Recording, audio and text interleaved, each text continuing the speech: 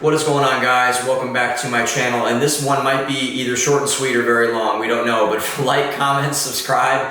I want to hear from all you guys down here. This is going to be a heater of a topic. I'm very, very passionate about this. I wrote an entire book about men and masculinity in our current culture in so many ways, but one thing that I didn't write about, and that was kind of, I think, maybe a new thing or something that I didn't put in the book, either could be true. I missed a lot of things, I think, and I probably got a lot of things wrong, but I think the one thing that I've seen crop up recently around men and self-improvement and masculinity and all those type of ways is this concept of this delayed adolescence, that a man's life begins at 30 is what I've been hearing a lot recently. And I have something to say about that, because I don't think that advice is helpful at all. In fact, I think it's the opposite. I think it's destructive. I think it's absolutely destructive that we are now parroting this out, that we can say, hey, you can just ignore your 20s and go off and do whatever the hell you want and start at 30 and just, you can pick it up where you left off, and you have this just entitled sense about where you're going, where you're headed, everything else. And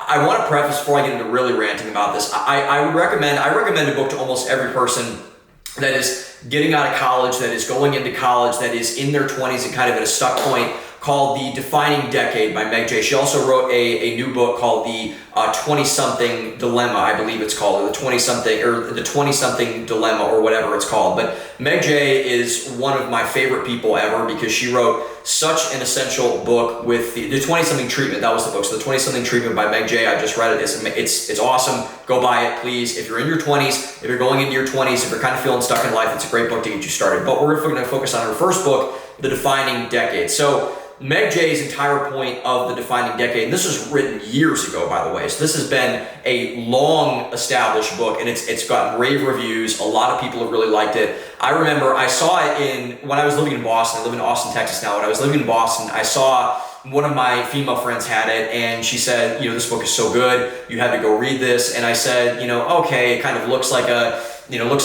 girly, fluffy book, whatever. It wasn't that long, and I have a superiority complex, I guess, so it's not academic enough for me, even though Meg J is a doctor, and I'm not a doctor at all, to be honest with you. And so I ordered it, and I was like, okay, I'll read it. It'll probably be fluffy, like self-helpy type stuff, make you feel good, whatever. And I read it in a day, which is very rare for me. I like to take my time on books and really just kind of, not skim through, but just kind of like really be deliberate and intentional and focus into where I need to sit. But this book blew me away. I was immediately captivated by it. And I steamed through this book so fast, finished it in a day. I think it was like 200 pages or something like that. Ripped through this book.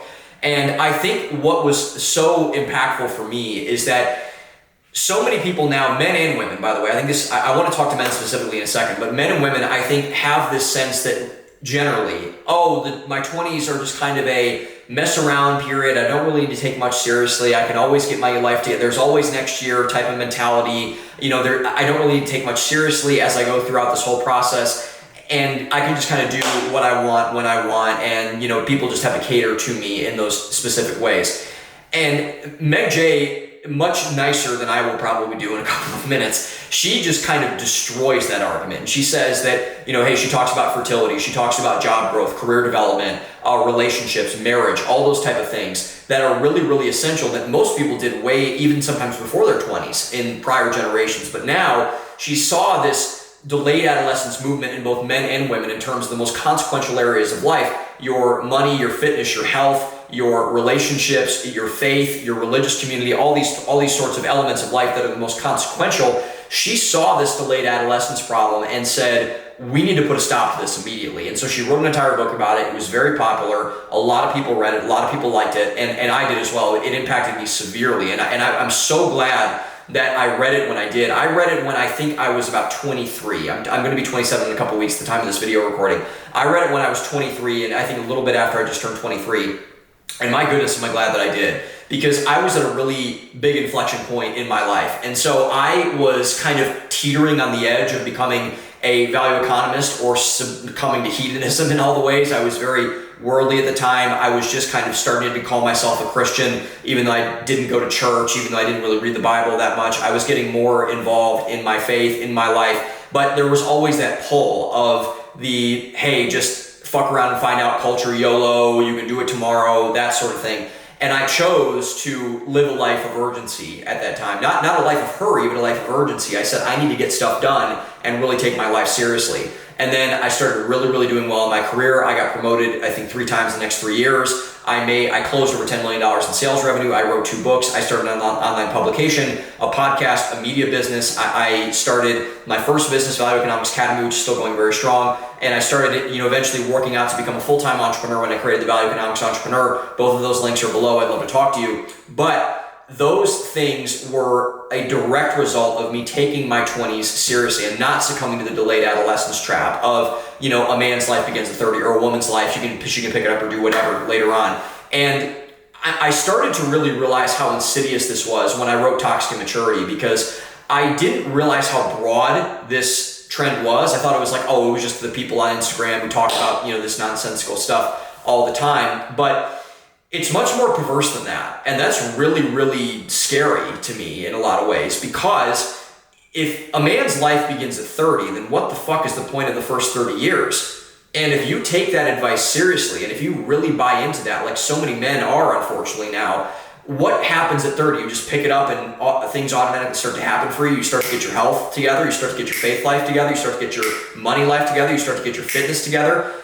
It's not how that works, because a man at 30 compared to a man at 20 is more bogged down, less healthy, they have less time, they're weaker, and it's harder for them to change. Their mindset's set in. There's a lot of neurological evidence that the brain solidifies and fully matures around the age of 30, which is where a lot of things get really set. So to prep for that, your mind is going to basically download all the information inside of your 20s and set that into your mindset. And at age 30, it's almost impossible for someone to have a rigorous transformation in all those ways. It's very hard because in your 20s and your teens, your brain is very pliable. You're figuring out how the world works. You're figuring out what your opinions are on certain things. You're going to engage with certain types of people. You're having different conversations. You're talking to a lot of people that you may have never talked to in your hometown or in your high school. And you're broadening your horizons. You're broadening your perspectives. And so if you don't do any of that work prior to 30, and your brain is crystallized in hedonism, and your brain is crystallized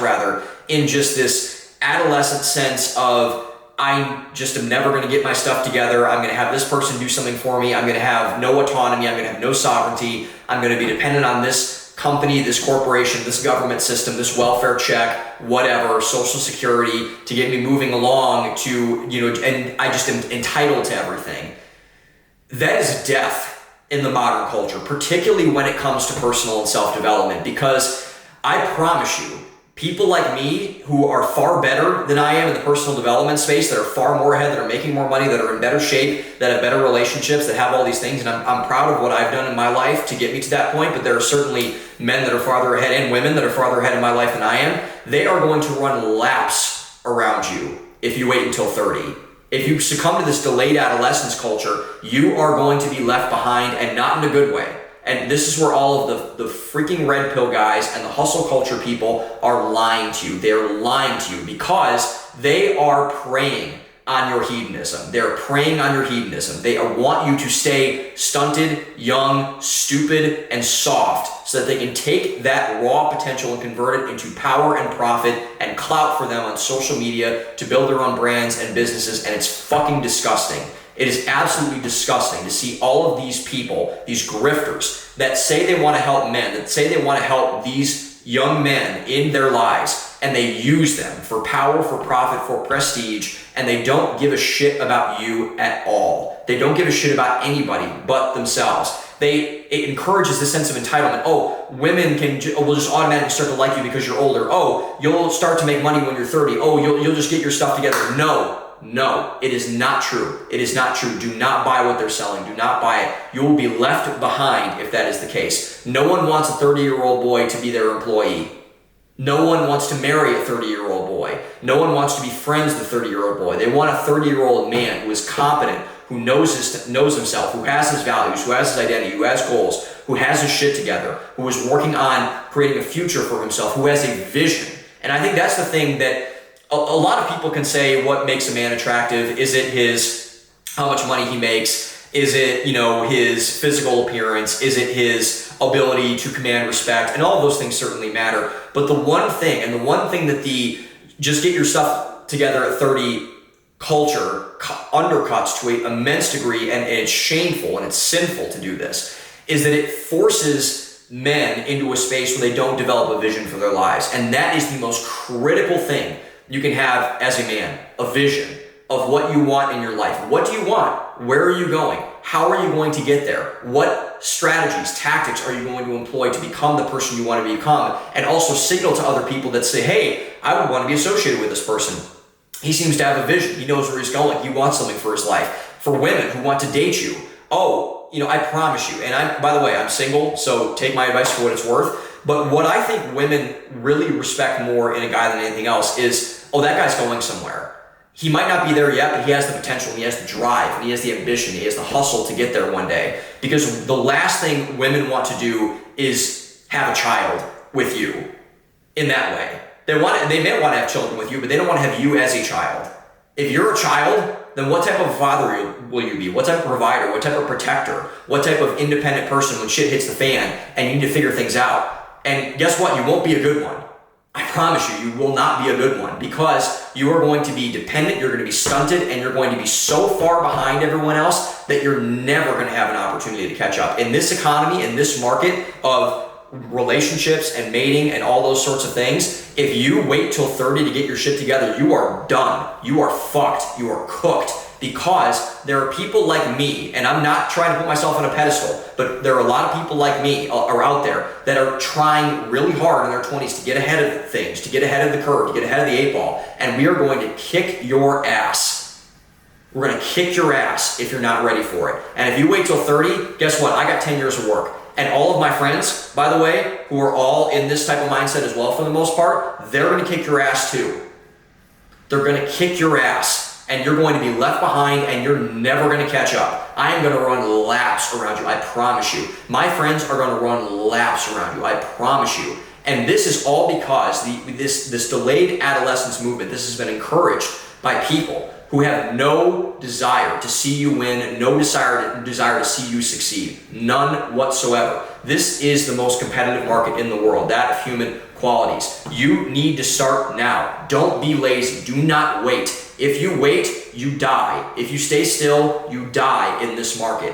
Do not wait. Get your shit together. Go out and get your life together. Start lifting weights. Start eating better. Start trying to make money. Start networking. Start learning how women work. Start learning how men work. Start getting a circle of friends. Start asking them, how can you be a better person? Get into a religious community. Start to make things bigger than yourself. Start to distance yourself from your own self, from your own fucking narcissism that infects every single person that this culture panders to in these ways. The way you live a fulfilling life is you get things that are more important than you in it, and you get a lot of them. Because if you focus on yourself and you just do whatever the hell you want to do, you will never have any fulfillment in your life beyond your short-term hedonistic goals. You will never have that, because other people are the thing that matter most in this life. They are the thing that matter more than anything else in this world. Period, point blank, full stop. And if you do not have things that are more important than you in your life, your God of your choosing, your higher power of your choosing, a girl that likes you, your friends, your religious community, your church, your parents, your siblings, your coworkers, your teammates, your employees, whatever, you will succumb to a narcissism that is almost impossible to break. It's impossible to break it, because you become so self-obsessed that everything revolves around you. It is almost impossible to pry yourself out of that level of narcissism. So get started now. Start getting better. Do the hard shit now. Like we say all the time, or like people say all the time, practice hard, perform easy. Train hard, perform easy. Do the hard shit now. When you're stronger, when you're faster, when you're smarter, when you're not as weak as you're going to be, because you will get weaker. You will get older. You will have less time, and you will have less resources, and you will have less capital in your life in terms of the most energetic, filled years of your life to get your life together. Get your shit together. A man's life does not fucking start at 30. If you believe that, you will die. And it won't be a quick death either. It'll be a slow death. And one where you'll see everyone in your life pass you by, and where you will see everybody in your life start to do, all the men in your life start to do better and become the men who they were called to be by their higher power, by God. And you'll be left back. And you'll be wishing that you did this work earlier on, but it will be too late because you were selfish and you listened to these people. And it's, by the way, that's not your fault. The hustle culture people, they deserve to go away as much as anybody else does. And that is what I'm trying to do on this channel partly. Those people have had way too much power for far too long, and I'm fucking sick of it. And I'm going to do everything in my power in this little humble thing that I've started to get those people out of the fucking culture as soon as humanly possible. They need to leave. They need to go. They do not have a controlling stake over your life if I have anything to say about it. I will not let that happen. And that is exactly why this channel exists. It's why the Value Economics School community exists. You need to get your values straight. Get what's important to you in your life now. Do not wait. Do not wait. If you wait, you die. Get your values in order. Form an identity around where you want to go. Start pushing towards that. Start becoming independent. Start becoming free, self-sufficient. Start to make money. Start to become better with people. Start to learn how to talk to women. Start to learn how to talk to men. Start learning how to improve yourself in your day-to-day life. And I promise you, you will be on track to success. It might not happen now because the market's really competitive and there's a lot of things that factor into that. But you need to protect yourself. And the best way to protect yourself in a world that wants you to be weak, that wants you to be coddled, that wants you to be the lesser version of yourself, like all these people on the internet that lie to you about that, the best way to combat that is to say fuck you and go out and do what you need to do to become the man you were called to be. Be the man you were called to be. Step up to the plate. Get into the ring. Fight back against these people. And I want to help you guys do that. So rant over. Value Economics School community below, Value Economics Entrepreneur, and Value Economics Academy for those who want to take it seriously and want to develop a business and economic engine to help themselves. That's below. If you want to really get into the stuff with your values and set yourself on a trajectory, let's go down there. A lot of young men, most of my customers are men. I love to help women as well. Most of my customers are young men. Please hop in there. I'd love to help you. We've had so many success stories of men that are doing so well because they got this little stuff figured out, and I work with them one-on-one to do so. So that is going to be, I think, the solution to a lot of these problems. So tell me if I'm wrong. I don't think I am, but let's get all this Value Economics militia going right now. Comment, like, subscribe, hop in the Value Economics School community for free. But if you want to be more serious and more intentional about where you go, the Value Economics Academy, the Value Economics Entrepreneur are open. On the day, open your mind. I'll see you guys in the next video. Peace.